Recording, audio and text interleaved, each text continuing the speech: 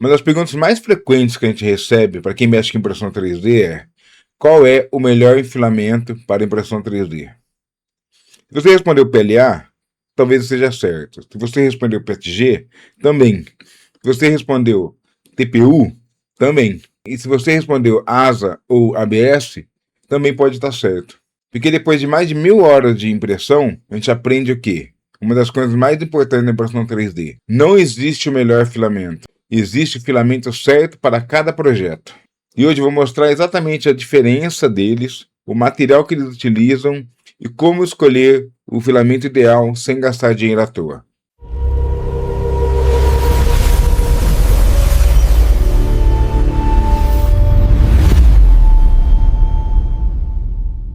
Muita gente olha para os carretéis e acha que a única coisa diferente são as cores.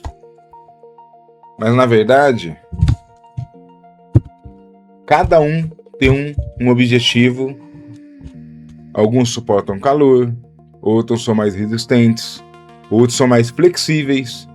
E essa é a diferença que a gente vai mostrar para vocês, e sempre se baseando em 5 fatores. O primeiro de todos é a resistência mecânica. Quando eu digo resistência, é a força de suportar um piso. Um suporte de monitor, ele exige resistência.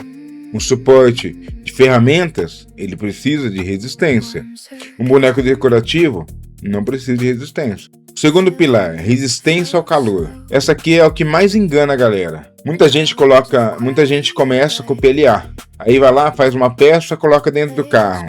Aí quando volta depois de um dia, no final do dia, vê lá a peça está toda deformada. Que algumas peças são resistentes a calor, outras não. O terceiro pilar, a facilidade de impressão. Alguns materiais imprimem praticamente sozinho.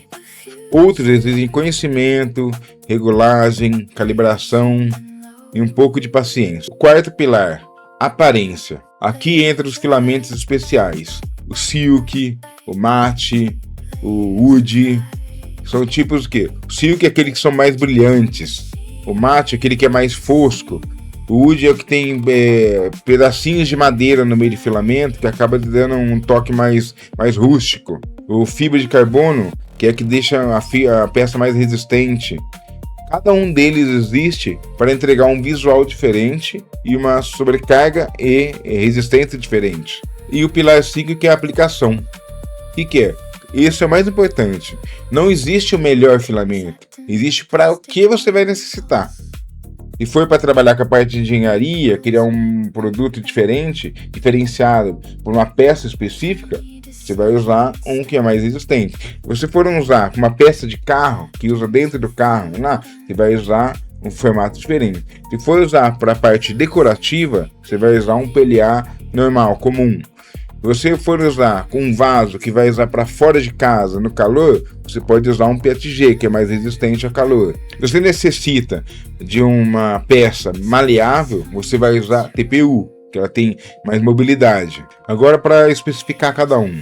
Família PLA. O que é PLA? PLA é praticamente o mais famoso da impressão 3D. Por quê? Porque ele é mais fácil de imprimir. Tem uma ótima qualidade e praticamente é o primeiro a ser usado para a galera que está iniciando no 3D. As vantagens deles é que ele tem a facilidade de impressão, tem uma boa aparência, tem pouca deformidade e é barato. Desvantagem do PLA. Ele não é resistente a calor, ele é mais frágil e ele não é usado para peças funcionais mais pesadas. Que ele é fácil de quebrar.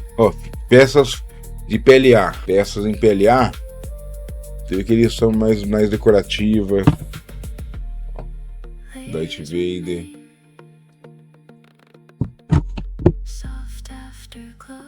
Isso. Elas são funcionais, mas não são resistentes. Algumas pessoas perguntam do PLA+. PLA+, é assim, cada fábrica tem a sua fórmula secreta. Porém, eles utilizam materiais para gerar mais resistência a esses tipos de filamentos. E a diferença é exatamente essa, só a resistência. Às vezes ela acrescenta um material que acaba ficando mais forte. Mas quando você deve usar o PLA+? Quando você quer ter a facilidade de imprimir com PLA, porém um pouco mais resistente. Aí vem o PLA Silk. São os PLAs dourados, os PLAs pratas, os mais brilhantes. só que refletem a luz. Ele praticamente parece um metal e ele é muito usado para troféus, prêmios, presentes decorativos, cosplay, por aí vai. Porém, ele é mais bonito do que resistente. Aí vem o PLA Mate. Ele é mais... Você vê que ele é mais fosco. Ele é mais até mais poroso, parece. Mas na verdade é o quê? Ele é mais para esconder camadas. Ele virou tendência nos últimos anos. Muita gente usa exatamente porque ele é muito bonito.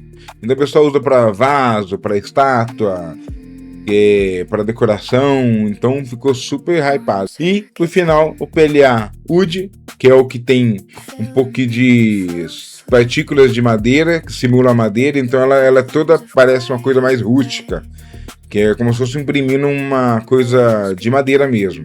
E tem o PLA com fibra de carbono. Ele é muito mais resistente, tem uma rigidez maior, tem mais resistência para aguentar cargas, porém ele exige mais do bico de impressão, então acaba tendo uma vida útil menor quando a gente utiliza ele, o bico de impressão. Esqueci de falar um. Esse é o translúcido. Ele parece muito com o silk, que é aquele brilhante, porém ele atravessa através dele, a luz atravessa através dele. Igual o silk, ele bate e reflete como se fosse um metal, o silk é como se fosse usar para uma luminária. Ele ilumina, ele atravessa ele, e é muito bonito. Galera, agora chegamos no meu favorito, PETG. Ele é mais resistente. Vamos lá. E ele mais bonito. Só que tem muita gente que tem dificuldade dele porque a temperatura que utiliza na mesa é maior para ter aderência e o por bico também. Porém, ele é mais resistente que a PLA. Ah, mas por que a galera tem dificuldade de usar ele?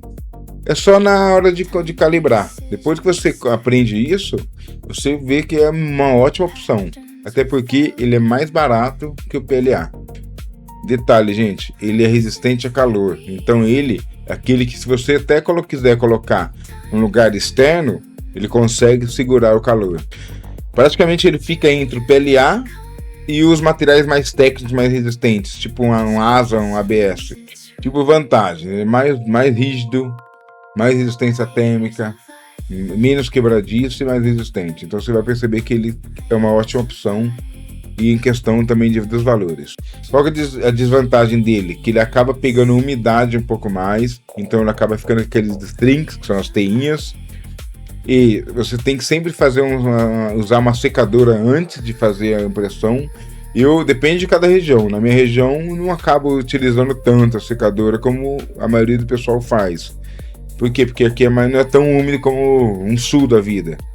E acaba sendo mais difícil de imprimir por esses ajustes mais delicados que acaba necessitando lá no fatiador. Alguns exemplos de PETG, ó. Isso aqui é um porta-fone. Olha como ele é brilhoso e bonito.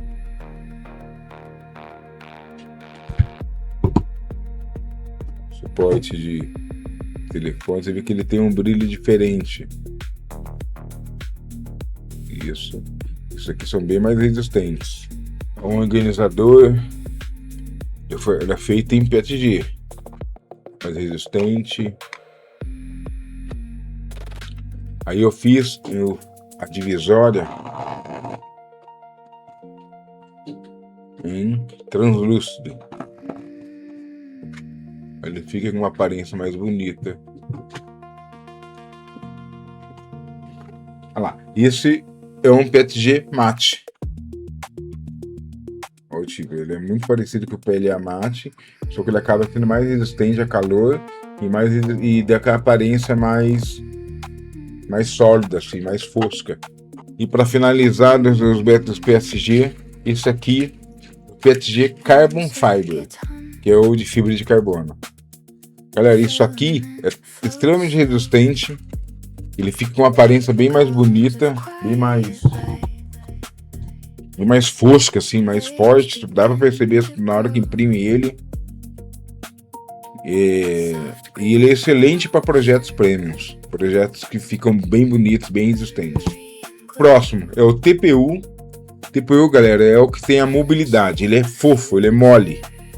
ele consegue ser impresso na nossa impressora comum, porém ele necessita de uma calibração diferente e ele tem que utilizar sem os AMS, sem os suportes lá. Você coloca ele externamente. Por quê?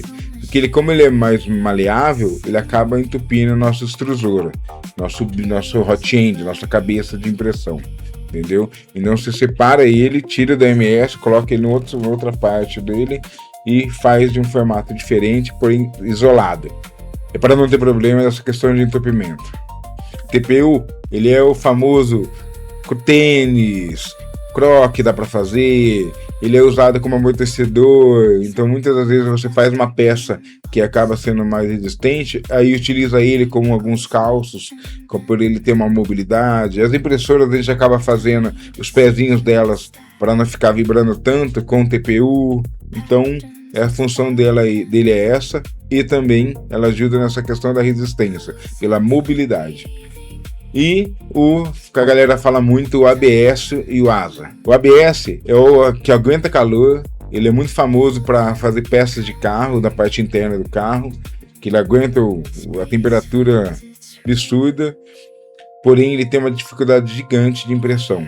Ele precisa ser uma impressora enclausurada, que a gente chama, que é aquelas fechadas, e com materiais específicos. E tem o ASA, que é resistente a calor, ele é resistente ao sol, e é excelente para a área externa também. E são muito usados para jardins, fachadas, antenas, peças automotivas e por aí vai. Galera, se você chegou até aqui, você provavelmente percebeu uma coisa. A pergunta não é qual o melhor filamento, mas qual é o material a utilizar para cada tipo de impressão. Para miniaturas, para decoração, PLA. Para peças funcionais, um pouco mais resistentes, recomendo PETG. Para peças de aplicações mais automotivas, com muito mais resistência a calor, aí você utiliza o ASA ou o ABS. Para que tenha mais mobilidade, o TPU. Para querer fazer um tênis, um croque, muita gente faz os tênis para ir nos eventos de 3D, é o TPU. Então, a mente é o limite. Você pode criar o que você quiser, dependendo de entender e saber calibrar cada tipo de filamento. E agora, e vocês? Qual filamento vocês mais utilizam hoje? Eu falo que depois que eu descobri o PETG, eu fiquei apaixonado por ele, porque ele, além de ser mais em conta, você consegue usar várias ferramentas com ele, vários produtos com ele, que ficam super bonitos. E se você quiser mais conteúdo sobre impressão 3D, reviews, filamentos, unboxing, impressora 3D, já se inscreve no canal Rhinotech 3D, que está oficialmente de volta. Deixa o like, isso ajuda demais o canal. Eu sou o André Rhino, e a gente se vê no próximo vídeo.